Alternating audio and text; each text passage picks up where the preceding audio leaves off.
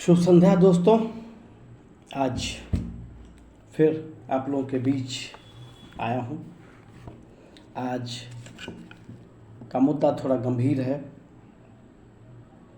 थोड़ा ज़्यादा संवेदनशील है। एक वीडियो मैंने देखा अमिताभ दास जी का। वो नीतीश कुमार पर कुछ बोल रहे थे, जिसमें नीतीश कुमार जी की निजी बातें, उनकी शादी, उनकी वाइफ और भी बातें, राजनीतिक बातें। नीतीश कुमार जी ने किसी को छोड़ा नहीं, ऐसा कोई सगा नहीं, एट्सेट्रा एट्सेट्रा एट्सेट्रा उन्होंने कहा। वीडियो वायरल है, वीडियो पे व्यूज़ भी हैं काफ़ी।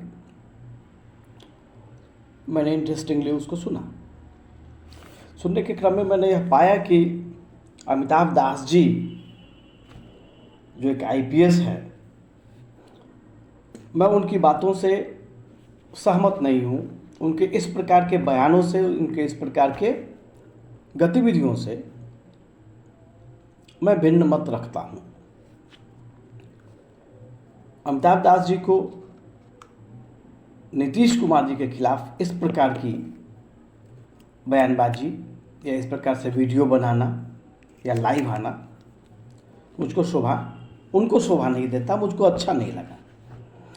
रही बात निजी बातें हैं, हस्बैंड वाइफ का संबंध किसी का भी अच्छा हो सकता है, किसी का ही बुरा हो सकता है। बुरे संबंध बाहर में लोग नहीं भी जान सकते हैं, कुछ भी हो सकता है। खुद अमिताभ दास जी का संबंध उनकी वाइफ से कैसा है, इस बात को इन्वेस्टिगेट करने का कोई किसी को अधिकार नहीं है। खैर, एक आईपीएस हैं, रिटायर्ड हैं, नीतीश कुमार जी से लगता है काफ़ी खफा हैं, वो अपनी जगह है। रही बात अमिताभ दास जी राजनीति की, जॉर्ज फर्नांडिस साहब की, रही बात शरद यादव जी की, रही बात लालू प्रसाद यादव जी की, या अन्य तेजस्वी जी की, अन्य लोगों की, तो यह राजनीति है। राजनीति में गला काटा जाता है, राजनीति में अपमानित किया जाता है और सम्मानित भी किया जाता है। राजनीति में आपकी पूछ तभी तक है जब तक आपका कमांड आपके लोगों पर है।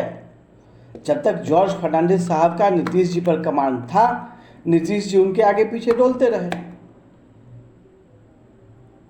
जब तक शरद यादव जी का नीतीश जी के ऊपर कमांड था, नीतीश जी उनके आगे पीछे डोलते रहे। अब नीतीश जी का कमांड है, जब तक उनका कमांड इस पार्टी पर है तब तक वो है।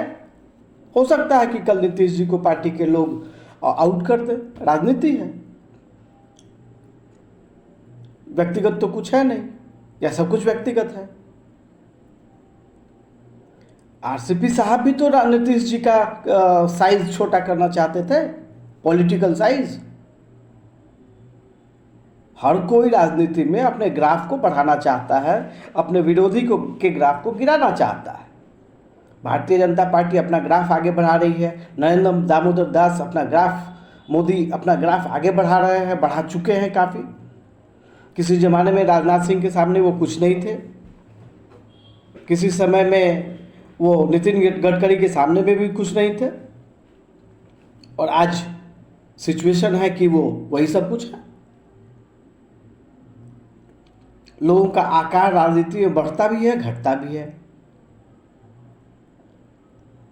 अब ताउम्र मरते दम तक कोई अपना आकार बढ़ा के बैठा रह जाए, ऐसा नेता तो आज तक कोई नहीं हुआ। कर्पूरी ठाकुर ही थे,